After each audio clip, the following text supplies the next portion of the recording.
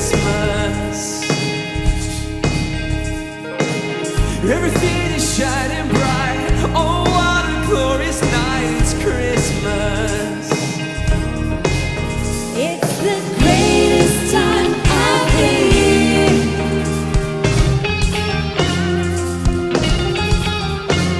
It's the greatest time of the year. Come on, let's celebrate. It's Christmas. So be on your cheer. Jesus is here. Come on, let's celebrate. It's Christmas. Everybody sing. Let the music ring. It's Christmas.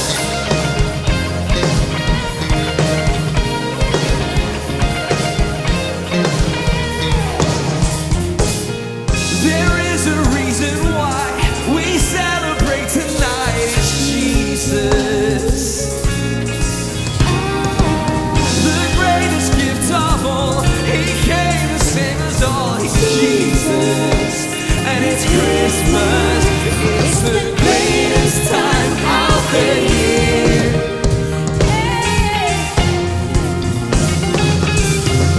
It's the greatest time of the year.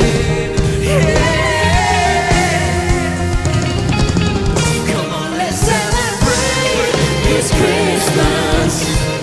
So be on your cheer. Jesus is here. Come on, let's celebrate. It's Christmas. So everybody sing. Let the music ring. It's Christmas.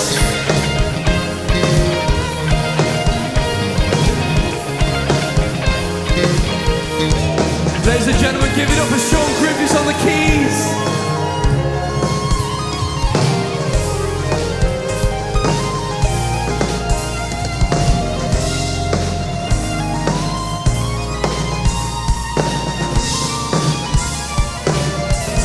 And Mr. Martin Jackson on the bass guitar.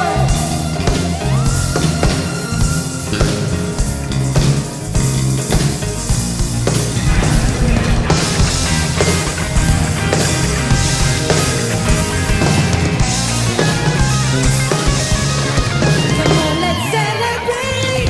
Come on, let's celebrate. It's Christmas. So be on the cheer. Jesus is here.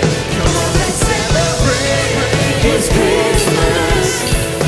Everybody sing. Let the music play. It's Christmas. It's Christmas. It's Christmas. It's Christmas.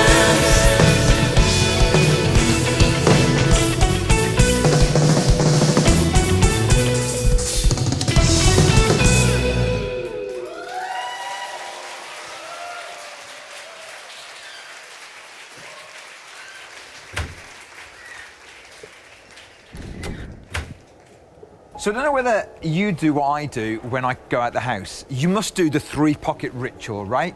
You don't know the 3-pocket ritual? Come on. Keys, wallet, phone. Keys, wallet, phone. You're just checking all that really valuable stuff.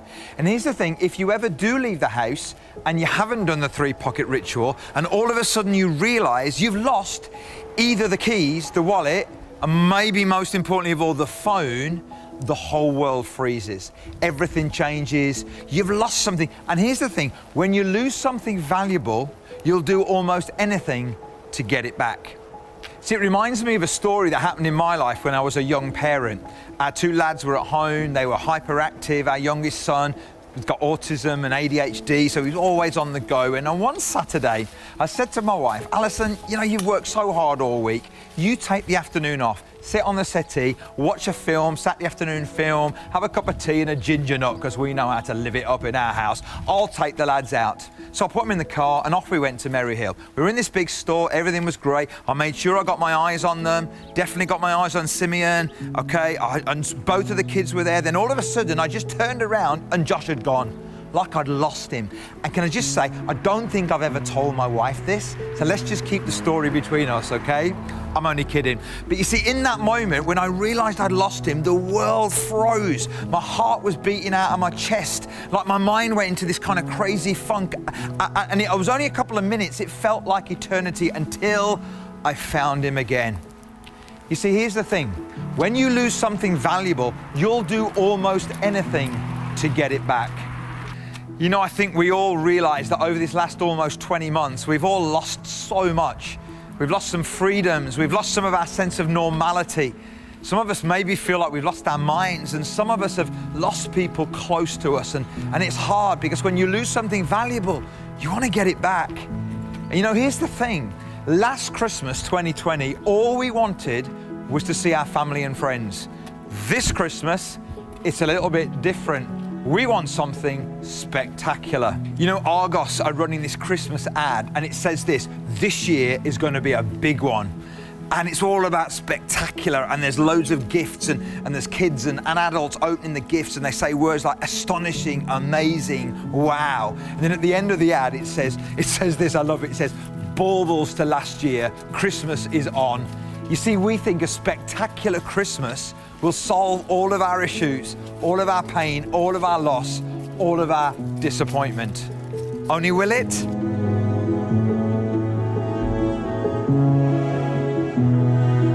The definition of spectacular is beautiful, eye-catching in a dramatic way, or an event on a large scale with dazzling special effects. And if you look at the synonyms, the other words for spectacular, you get words like astonishing, astounding, breathtaking, dazzling. Last Christmas, all we wanted was to see our family and friends. This Christmas, we want something spectacular.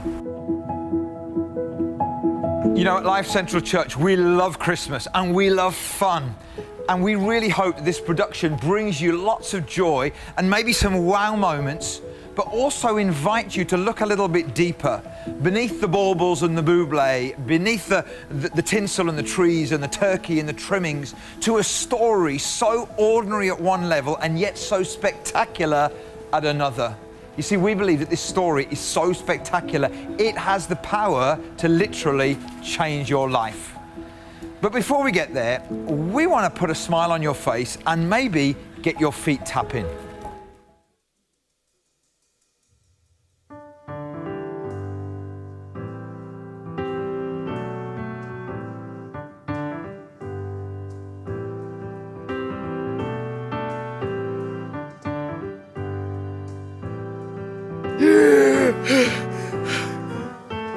Christmas can be tough, very tough. There is a lot of sadness this year. Poor Santa. He just hasn't been himself for a while now. Ever since Mrs. Claus left him for the Easter Bunny, his life has been completely and utterly meaningless. Without her, the North Pole truly has been the loneliest place in the world. She used to keep him on his diet, you know. Now, thanks to Santa and his lockdown weight, he's just gorged himself on cookies and milk. He even ate all my carrots. In fact, he even ate the gingerbread house down the road. The neighbours who live there at number 10 are furious. They were going to host a party later. Thanks to Santa, all us reindeer have developed back problems. Do you know how difficult it actually is to fly without wings? People go, oh no, it's magic. But the reality is that it takes a lot of physics-defying effort. That's what Christmas is for us now. Back pain and jet lag. I mean, it's difficult getting around the whole world in one night. It does have its perks occasionally. They always leave us a carrot. But the problem with that is that there are 9 of us, 9 reindeer, 1 carrot. So we have to take turns. Cupid's always going, oh, it's my turn. He's trying to take over, you know. He's trying to lead the reindeer. He's tested positive for being a good leader, even if he's yet to show any symptoms. It was even worse last year. We couldn't even eat the carrots straight away. We had to wait 48 hours first for the danger of infection to go down. And then when we got to Finland, the borders were shut. Thought we'd never cross the finish line.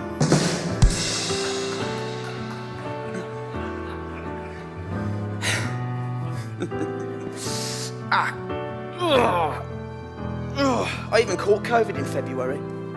I lost my sense of smell. Me with this nose? Me and Dasher had to self-isolate. We've been drinking eggnog together the night before. And it's difficult doing those lateral flow tests because as soon as you put the swab up, the nose just glows red. So as you can see, life has been a bit horrible. But you look back to where we were 12 months ago and, well, you do have to admire the resilience of the elves. Although they did panic the other day because they discovered Omicron B is an anagram for no crimbo. So they thought they were going to get furloughed again.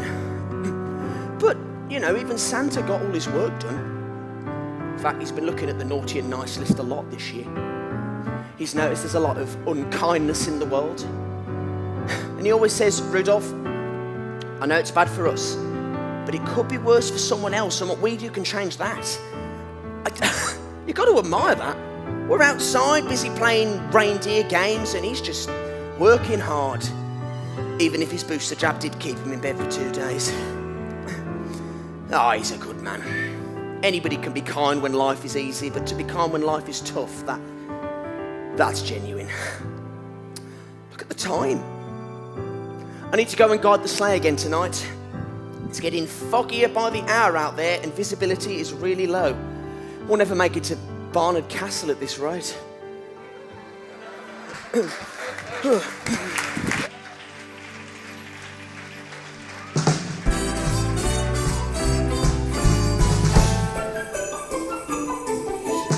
Dasher and Dancer and Prancer and Vixen, Donner and Cupid and Donner and Blitzen. But do you recall the most famous reindeer of all? I'm talking about Rudolph the Red-Nosed Reindeer. Had a very shiny nose, and if you ever saw it, you would even say it glows. All of the other reindeer used to laugh and call him names. They never let poor Rudolph join in any reindeer games. Then one foggy Christmas Eve, Santa came to say, Rudolph, with your nose so bright, won't you guide my sleigh tonight? Then how the reindeer loved him as they shouted out with glee, Rudolph the red-nosed reindeer, you'll go down in history.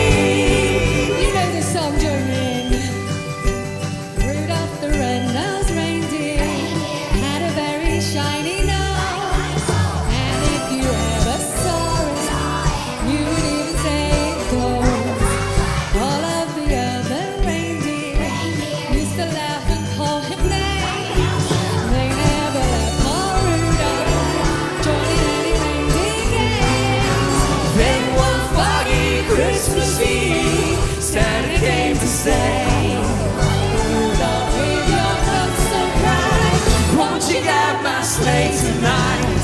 Then how the reindeer loved him as they shouted out with glee, Rudolph the red-nosed reindeer, you'll get out of history. You'll go down in history.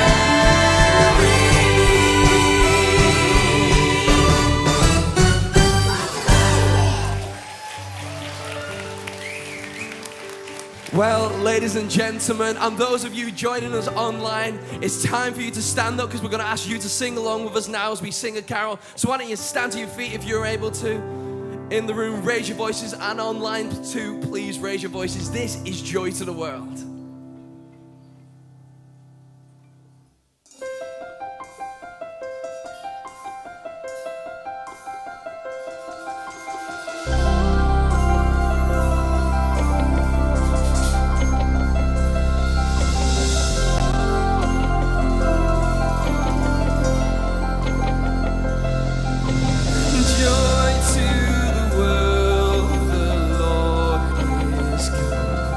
Let earth receive her King. Let every heart prepare him room. And heaven and nature sing. And heaven and nature sing. And heaven and nature sing. We will sing, sing, sing.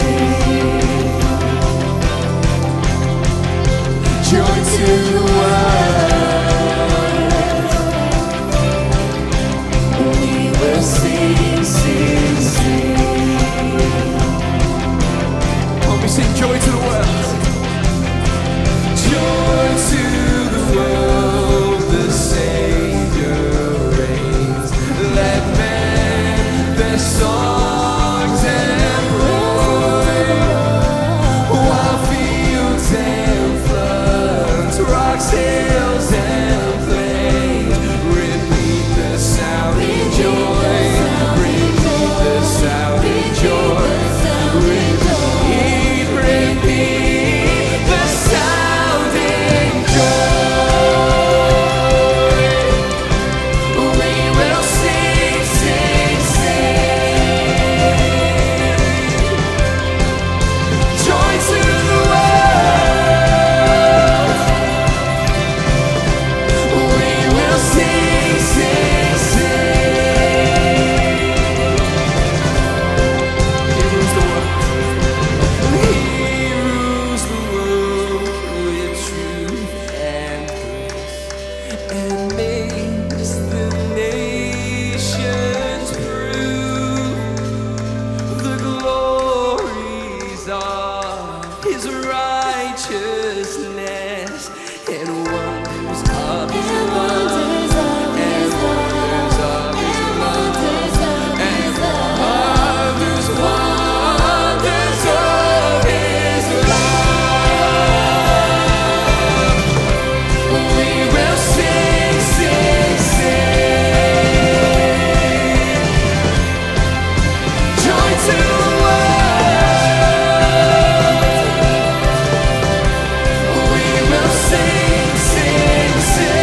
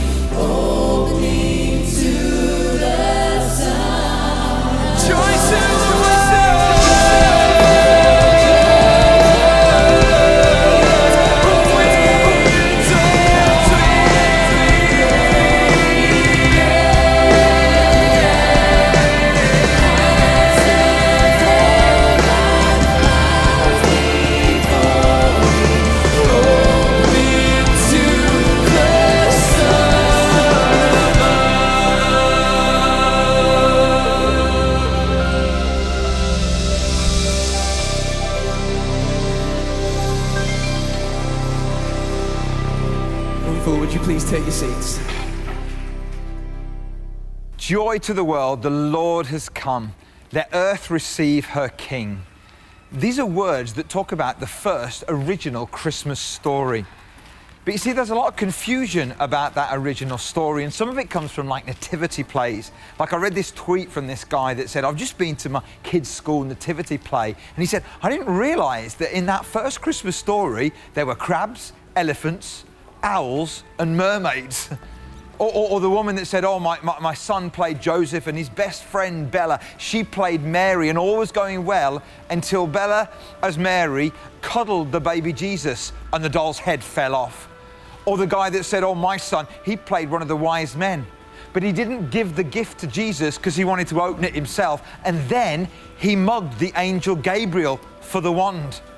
And you see, the nativity scene, the nativity play, the nativity scene that's on a card, sometimes that causes the confusion because it doesn't seem real. It seems too perfect, too polished, too unbelievable to be real. And yet the first Christmas story at one level was so ordinary. You see, the story begins with an old couple who can't have kids. And then there's a teenage girl who gets pregnant, and that creates all kinds of family tension, as you can imagine. And then when the baby finally comes, the baby's not born in a maternity suite or in a hospital, but actually in the back of an inn where there was no room, probably in a cave. And then the first people that heard the news about this baby, you know, they were shepherds and they were so ordinary, like shepherds in this day. This was in Israel, you know, a couple of thousand years ago, and shepherds were the ultimate blue collar workers. Everything about that first story seemed so ordinary. But you're not here for Christmas ordinary, right? I mean, you haven't bought the tickets, got yourself or your family here, you know, dressed up and dolled yourself up and made an effort. Well, some of you have anyway. Just for Christmas ordinary, you want Christmas spectacular. And so maybe you're sat in the auditorium right now, or you're watching online and you're saying, hang on, this guy's talking about this original story being ordinary and at the same time spectacular. How does that work? Well, I'm heading in the auditorium now to show you exactly what makes this story so spectacular. You see, for a story to be spectacular, it needs an element of surprise, like me walking into the auditorium. It needs some drama. It needs some intrigue. It needs some mystery. It needs some tension. But above all else, it needs connection. For us to feel part of the story, we need to feel that somehow we connect with the story. So just while I take my clothes off, well, when I say take my clothes off, just my jacket.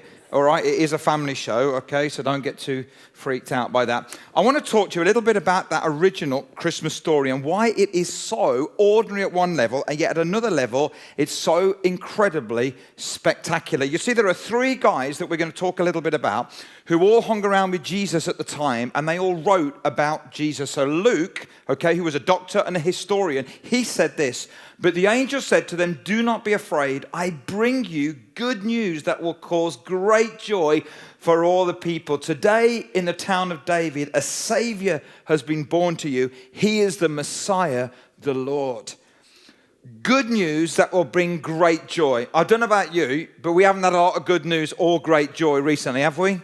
And as we come up to this Christmas time, it feels the same thing. Oh, is there any good news or any great joy? But there really is, not when you think about what's going on right now, but when you think about that original Christmas story and why it is so spectacular. You see, what we think is that if we could have a great, spectacular Christmas, everything will be okay. And it's all about how we celebrate Christmas rather than the celebration of Christmas. And so you and I, okay, in the UK, we have so many gifts. We give so many gifts that if you put all of the wrapping paper together, okay, that we create at Christmas, it would literally wrap up the whole island of Jersey. And do you know 1 in 5 gifts that are given at Christmas ends up as an unwanted gift in the back of someone's wardrobe? And several of those are re-gifted to other people, aren't they?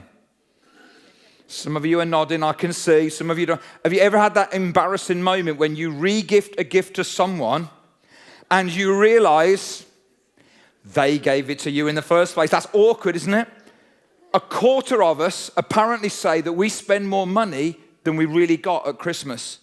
Childline says that more kids phone Childline at Christmas than at any other time of the year. And apparently December the 11th is the annual biggest day for couples to split up in the pressure up to Christmas. So a spectacular Christmas isn't going to do it.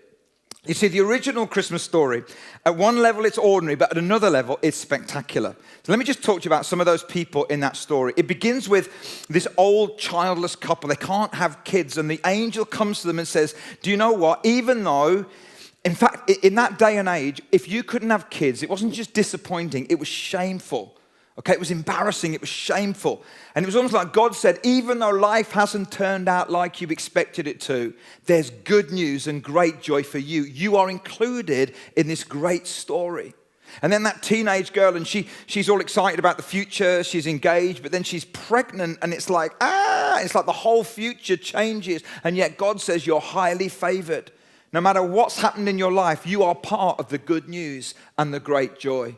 And then there's those outsiders, the shepherds. They're the first people that hear the story of the baby. And the shepherds in Israel were the lowest of the low, and they were irreligious, right? They didn't do religion, okay? In fact, religious people would come to them for a sheep, for a lamb, and they would head off to the temple for sacrifice, okay?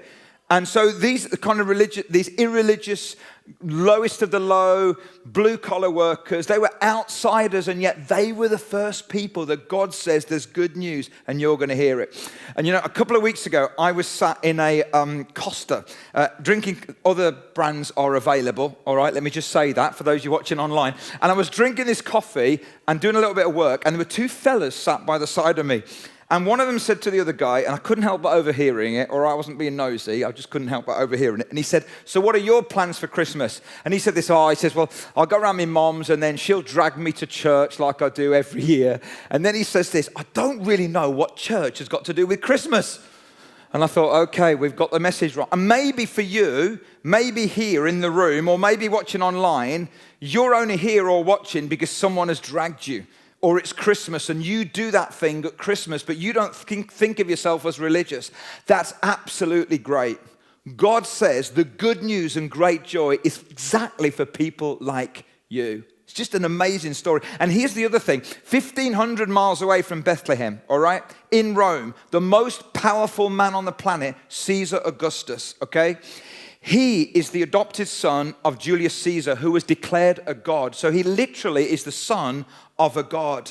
And all we really know in history about Caesar Augustus is a little footnote in the story of this man, Jesus. I think that's absolutely spectacular. But you know what's the most spectacular thing about the Christmas story is not what happened 2,000 years ago. It's what's happening right now. And it's all down to the central character, which is this guy, Jesus. This guy literally, and he didn't look like that, all right? That's the stereotypical look. But this guy, Jesus, literally splits time. We mark time by the birth and the life of this guy. And many of our values are based on his teaching. Some of his followers helped shape education, medicine, arts, science, literature, music. Just incredible. And the most important thing is he is still changing people's lives today. And guys like Richard Dawkins, the famous atheist, he says this, listen to this. Some people are going to get hurt and some people are going to get lucky and you won't find any rhyme or reason in it. No judge, no design, no evil, no God, just pitiless indifference. Merry Christmas, everyone. And when I listen to that and I think, no, you've missed it. Yes, there's pain, and yes, there's disappointment, and yes, there's grief and loss, but in the middle of it all, there's good news of great joy. And that's the spectacular story that we want to open up. We believe that guy, Jesus, is still changing people's lives today. And if you don't believe me, then you're going to take a look at this. And wouldn't it be spectacular if it were true? And wouldn't it be even something to behold? I had a very difficult childhood, and that was because I lost my mum when I was 13. I always used to blame myself quite a lot for it. I never used to have a lot of joy or anything like that. But then when I came to church, everything changed a lot. I came to church one Sunday and the things that were being spoken about related to me a lot. And I know that God saw me, and I know that he'd seen me because nobody else could have known. I knew that things were going to get better from there. I used to feel really alone before I met Jesus, but I'm not on myself anymore. I'd been suffering with depression for over 3 years after my wife passed away. So I decided to look deeper into faith, and I decided to do Alpha. And while I was doing Alpha, I decided that I was going to follow Jesus. With the help of Elisa and Lifecentral, I found the love of God, a hope in my life and peace that I never thought I would feel again. So my life was very up and down, I was constantly, I knew I was missing something in my life, and I'd kind of got that from a very early age. Started looking around for, on the internet for services to watch, and just happened in August to click onto Lifecentral. And literally, I heard the words that Leon was saying, and it was almost as though God had sent those words to Leon for me on that day. And I just realised that was the thing I was missing. Signed myself up on an Alpha course, and I just remember literally at the end of one of the sessions of Alpha, I just got down on my knees and I prayed, and I just felt something amazing happen. I was in tears, and I just knew that God had been calling me. My family have been following Jesus since before I was born. So I've always known Jesus and God. It's always been like part of my life, but recently it's been like more established. I've grown in my faith and started doing a daily devotional, which has helped me. I was always brought up with God in my life, and coming to church was something I felt forced to do regularly by my mum. And I didn't really want to come, and I didn't take it seriously. I usually just came to meet other kids my age. Then I grew older and started to take it more seriously and got closer with God, especially in the first lockdown. God is a good God, not only when things are high and mighty, but also in times of need and in any circumstance. And for that, with each and every breath, I will sing of the goodness of God. I've always said I don't believe in God. When I was at my lowest, I prayed hoping he would answer my prayers, and he did. When I was homeless, I prayed for a warm bed for the night, and he provided. When I was hungry and I had no money, he provided. When I was alone and lost, he also provided. During lockdown, I was at one of my lowest points with no furlough and surviving on universal credit. I decided to seek God. Thanks to my faith, I feel happier and more positive in my life and with my future with my partner. God has helped me in so many ways and continues to do so, and for that, I thank him. Before I met Jesus, I was lost. After unexpectedly losing my dad at the age of 9 years old, I felt a void in my life. I described my loss like my heart was a jigsaw puzzle, and I felt like there was a missing piece to complete that puzzle to my heart that would fulfill me. After my dad's death, it felt like everything around me was falling apart at home. I was surrounded by depression through family. There's been drug addiction in my family that I've had to deal with, anxiety. Everything just felt like it was all falling apart. That missing jigsaw piece I mentioned at the beginning of my story, I have finally found it. It was God all along, my father, my protector, my healer, my rock. I felt lonely, depressed, unloved, and just completely lost. I hated myself for a long time. I came to know Jesus after an unimaginably devastating event occurred in my family. My precious little boy sadly lost his life last year when he was 8 years old. I can't remember the exact day or moment, but when I realised all I needed was Jesus, I started to see the light. I finally started to understand that I could be free of my past mistakes, have support with my grief, and have a new life in Jesus.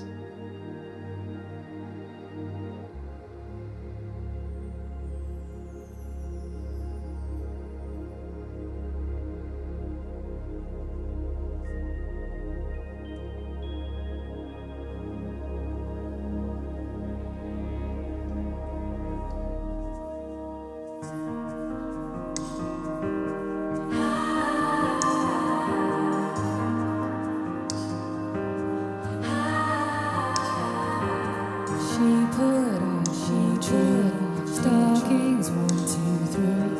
They all know is missing. It's been a whole year without him right here. Won't be the same kind of Christmas. Some years it's wonder and lights in the sky. Some years it's okay to cry.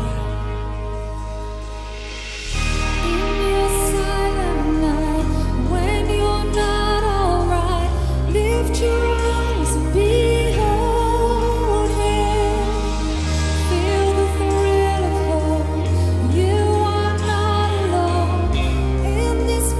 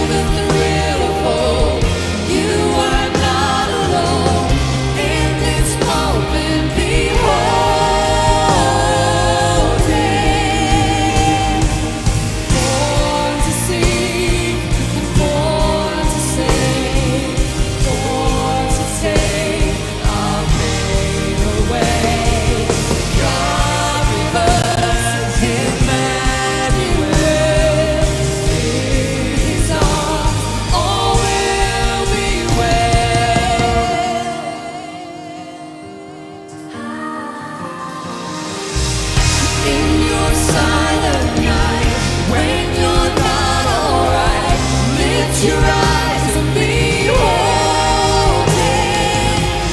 Feel the thrill of hope. You are not alone. In this moment, behold Him. King forevermore, come let us adore Christ our Savior. Behold Him. Feel the thrill of hope. We are not alone. In this moment, behold Him. In each moment, behold Him.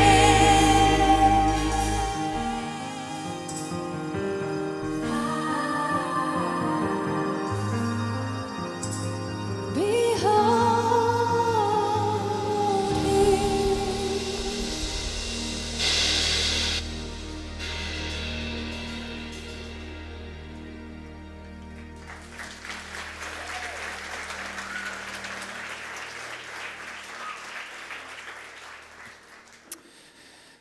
You know, I remember last year, I don't remember Christmas 2020, and there was a tweet going around that really made me smile. And the tweet literally was this: there's a mission to save Christmas. There's a mission to save Christmas. And I think that's how we feel this Christmas as well. But here's the truth. Christmas is the mission that saved us. It's completely the other way around. And you see, remember earlier on the video, I said that when you lose something valuable, you'll do almost anything to get it back. Well, if that's true of us, how much more would it be true of God? I mean, just imagine if you don't believe in God here in the room or online, just imagine there was a God. Surely He would think like we think. He'd do anything if there was something valuable that He lost. He'd do anything to get it back. And the most valuable thing to God is you and me. And one of the guys we talked about who hung around with Jesus was Luke. But let's look at what Matthew says in this original Christmas story, because he says this, because this is the good news, okay? So Luke declared the good news, or he wrote about it, declared to the shepherds. But this is it. She will give birth, that's Mary, to a son, and you're to name him Savior. For he is destined to give his life to save his people from their sins. And he will be known as Emmanuel, which means in Hebrew, God became one of us. God is one of us. You know, Christmas is God's great rescue mission. We don't have to rescue Christmas. Christmas is what's rescued us. And I want to give you just 4 reasons why Christmas is God's great rescue mission, because this is what makes the original Christmas story so spectacular. Number 1, someone valuable is lost and in need of rescue. And that someone is you and it's me. And you might say, well, I don't feel lost. Maybe you're sat there at home watching online, or you're here in the room. You think, well, I don't feel lost. The reality is that we're all lost. Here's the truth, okay? We can't even keep our own standards, let alone God's. And we can't find the peace and the joy and the comfort that we so desperately want, which is why the mental health situation, which is why our eating patterns, which is why we're so out of control often, because we can't find that inner peace that we're looking for. Actually, we're a little bit lost. And salvation literally means rescue. Okay, that's literally what it means. And to the Jew, salvation or rescue was all about being rescued from external circumstances, like, being oppressed by the Babylonians or the Assyrians or the Romans. Religious people, the last 2,000 years, for them, salvation is all about, I just need to make sure that my sins are forgiven and I go to heaven when I die. But salvation, rescue that God has, is far bigger than that. It's literally rescue from a life of disconnection with God. Whenever you feel disconnected from God, you need rescue, whether you're a Christian or not, whether you're a follower of Jesus or not. When we feel disconnected from the life of God, we need rescue. Number 2, that someone cannot rescue themselves. Anyone remember this story? The boys in the cave in Thailand. Can you imagine how you felt when that first diver came through to rescue those lads? And apparently that first diver said to those lads, I'm just the first, others are on their way. Can you imagine how you'd have felt then?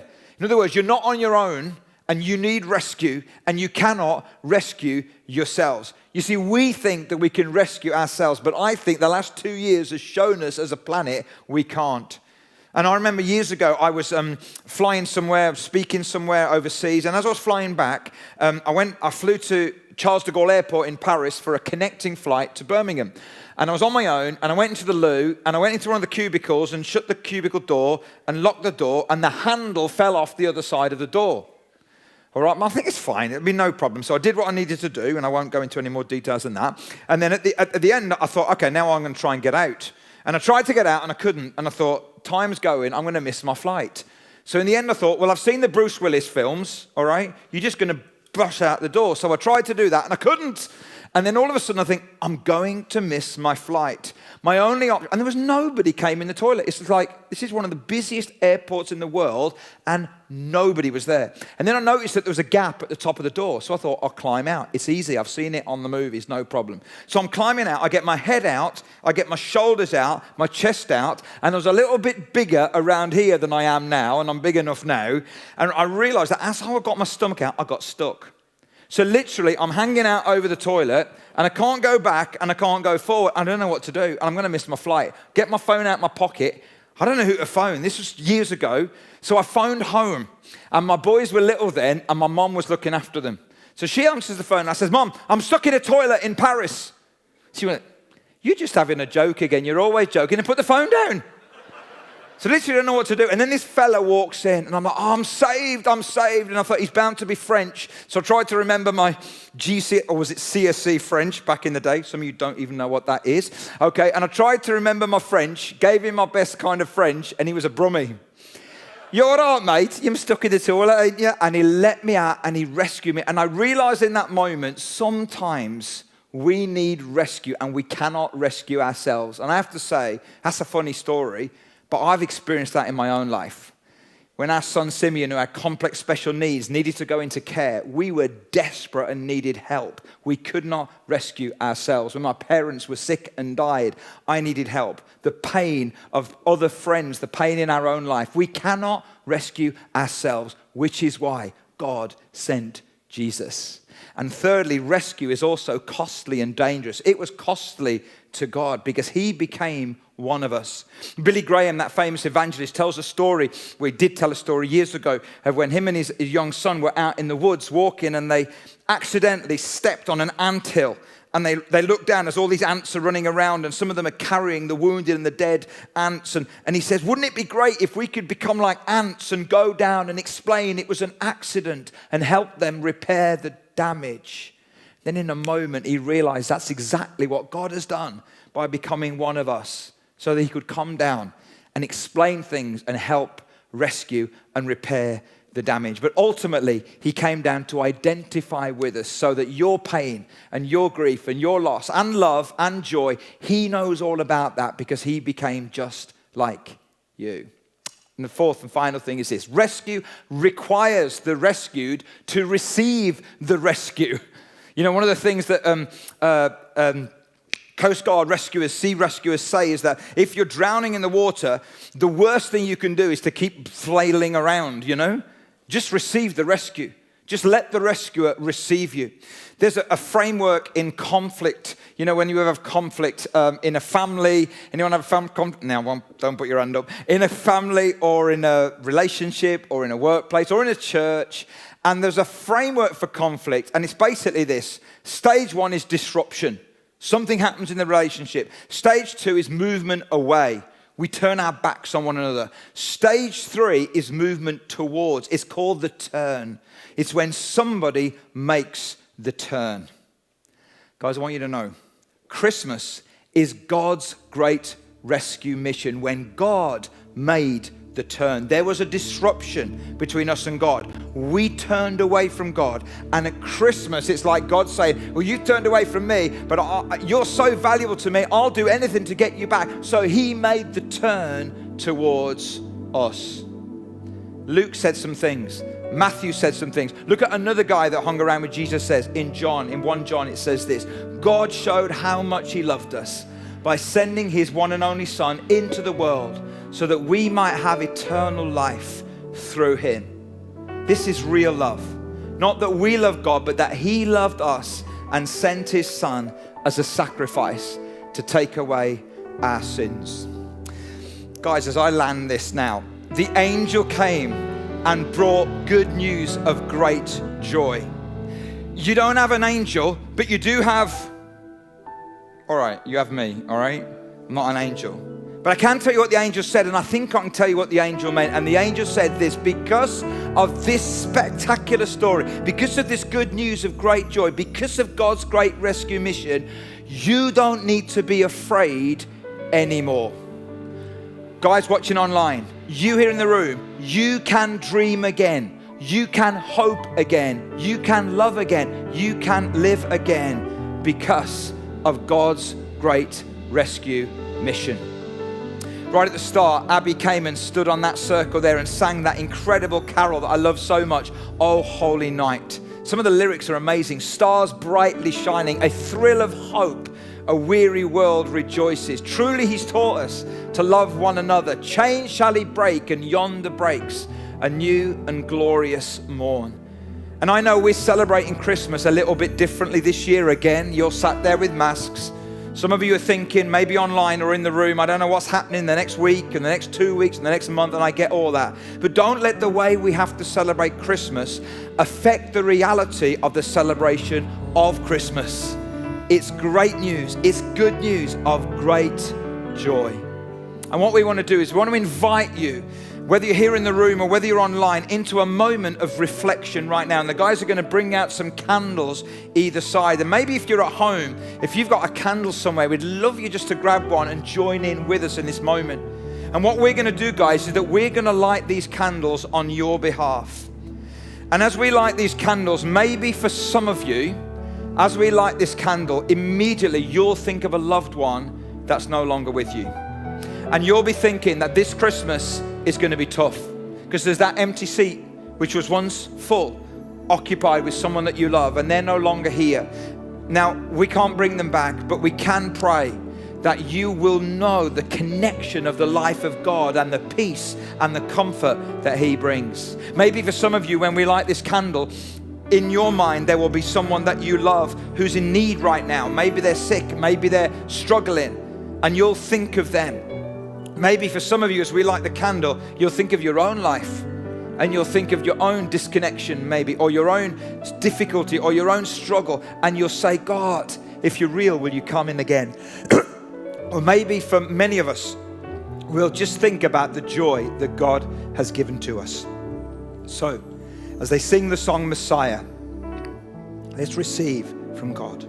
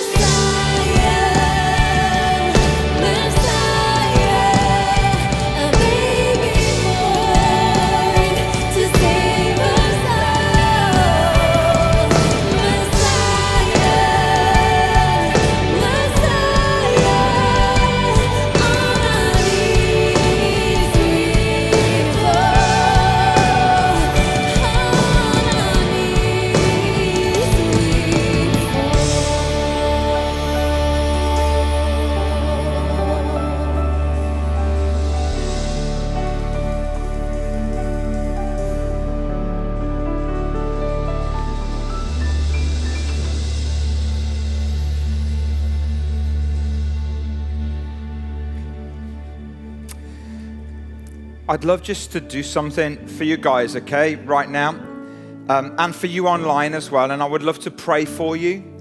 And whether you're a person of faith or not, hey, we want to pray for you. Maybe that this Christmas time, that even in all the craziness of what we're experiencing right now, that you would know this incredible peace and this incredible love of God. And if you are watching online and maybe you'd like one of us to pray for you personally, we can do that. There's a link going to come in the chat, and you can just fill that link in, and then we will pray for you. It's been our privilege this last 20 months or so to pray for hundreds of people all around the world who are just reaching out at this time. So I'd love to pray for you here in the room and those of you online. So shall we pray? Father, as we sit here in this room and these candles burning, God, it just reminds us of the beauty and the simplicity of Christmas, of what it really is all about, that you loved us so much. We're so valuable to you that you'd do anything to get us back. And so you went on your great rescue mission. You became one of us, so that we could be restored to a relationship with you, so that we could dream again, that we could hope again, that we could live again, that we could love again, even in pain, even in loss. We can know that you are with us. And Lord, I pray for every person in this room, every person watching us online as well, that they would know your presence and your power and your peace in Jesus' name. Amen. There's a response I'd love you to think about. If you do believe this story, please don't let the way we're having to celebrate Christmas this year affect the celebration of Christmas. It's still good news of great joy. If you did believe, but maybe you stopped believing, maybe you could pick it up again and say, hey, I might give you another go, God. And if you don't believe, we'd love you to think about something that nearly everybody that was on the VT earlier on, you know all their stories. Most of those people have become Christians in lockdown in this last 20 months. Nearly all of them went on what we run here called an Alpha course. You've probably seen this. Loads of churches run it all the way around the world. It's basically a course where you get food, you get a little chat, and then you get conversation around tables, and you can ask any question you want. All we want to invite you to is one night. Monday, January the 10th is Alpha launch night. We want to just invite you to that one night. On your seats as you came in, there's a flyer. We'd love you to take that with you. Please don't leave it here. Take it with you. It's got information about that. But if you want to sign up, you can do it on our website, or even simpler, you can take out your phone and you can text LCC Alpha, your name, to 60777. So I would go LCC Alpha, Leon Evans, 60777, press send. You do that, and then we'll get in contact with you and we'll give you all the information that you need. The other thing we'd love to tell you about is that, again, during lockdown, we ran a bereavement course for people who've lost people. That was so helpful for many, many people. And again, information's on the flyer, and we're running one of those in February, and you can check it out for yourself.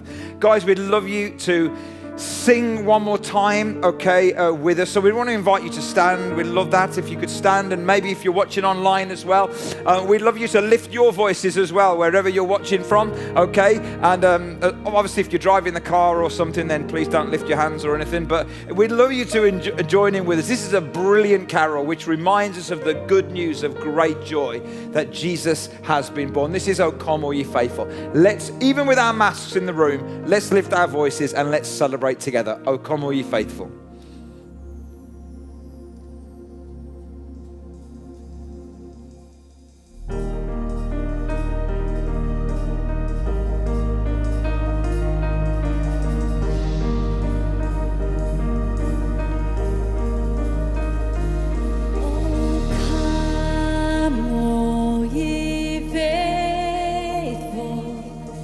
Joyful and triumphant.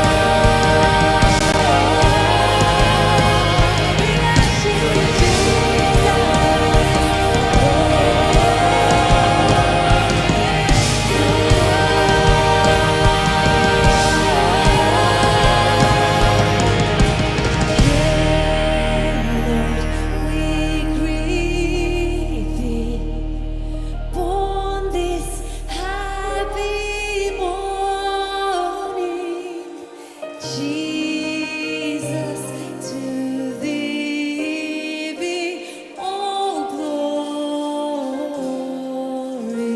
given. Word of the Father, now in flesh appearing.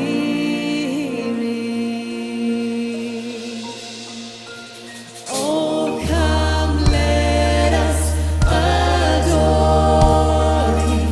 Oh, come, let us adore Him. Oh, come, let us adore Him, Christ the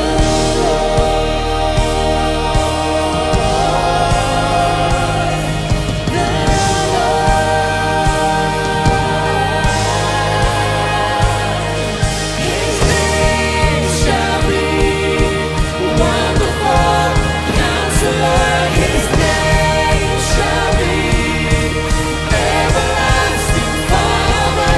His name shall be Prince of Peace, Mighty God. His name shall be Emmanuel. Praise your name forever. We'll praise your name forever. We'll praise your name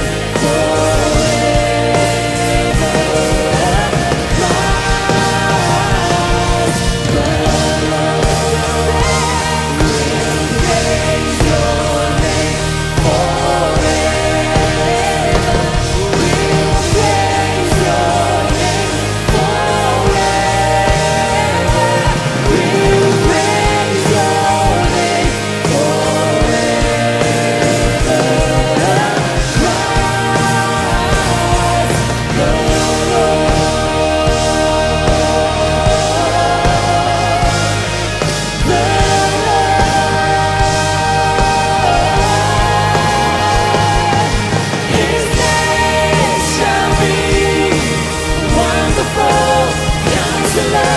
His name shall be Everlasting Father.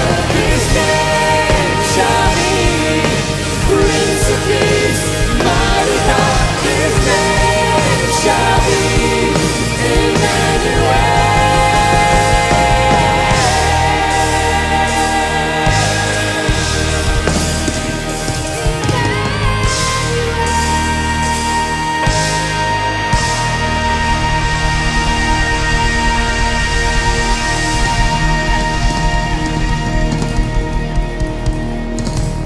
Wow.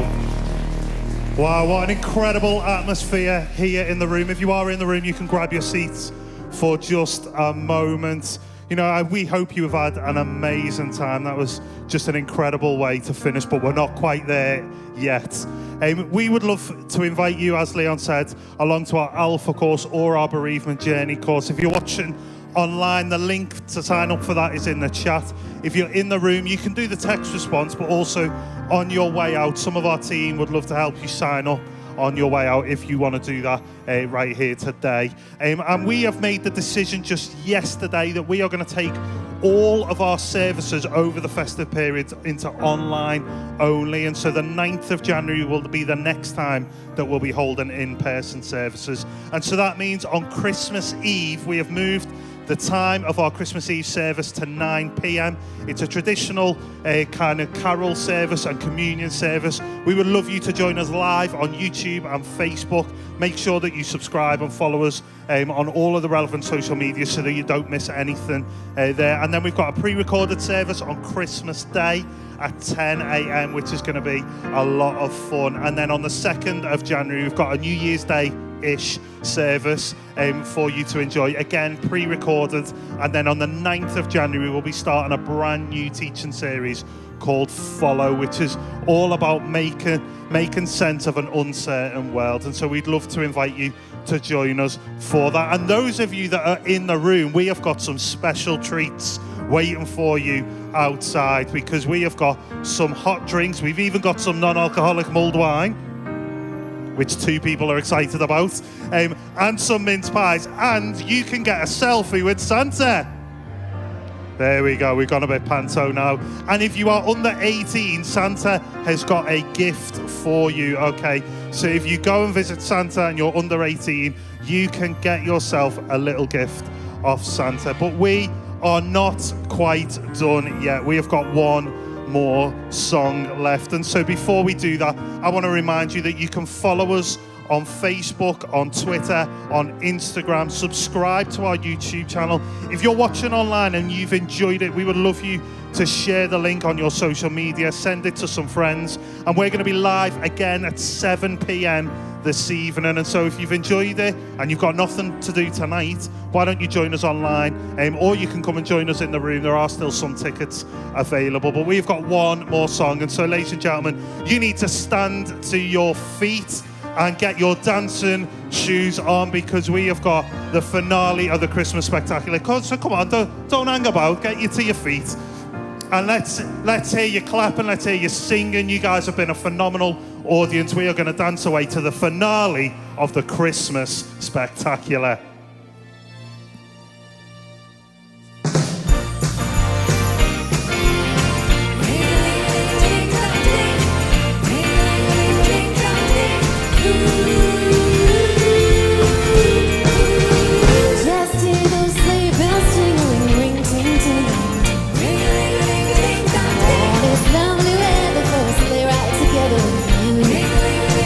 Outside the snow is falling and friends are calling you.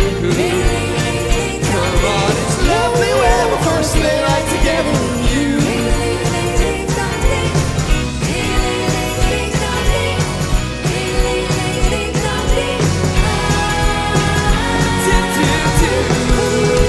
Our cheeks are nice and rosy and comfy cozy, are we? We're snuggled up together like 2 birds of a feather would be. Let's take that road before us and sing a chorus or two. Come on, it's lovely weather for a sleigh ride together with you. Giddy up, giddy up, giddy up, let's go. Let's look at the show. We're riding the wonderland of snow. Giddy up, it's grand. Just hold your hand. We're running along the sun of a wintry wonderland. We're running along in a song of wintry wonderland.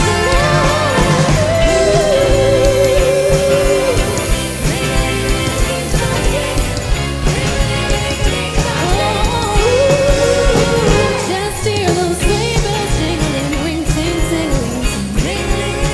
Come on, it's lovely weather for a sleigh ride together with you. Outside the snow is falling and friends are calling you. Come on, it's lovely weather for a sleigh ride together with you. Together with you. Together with you. Together with you.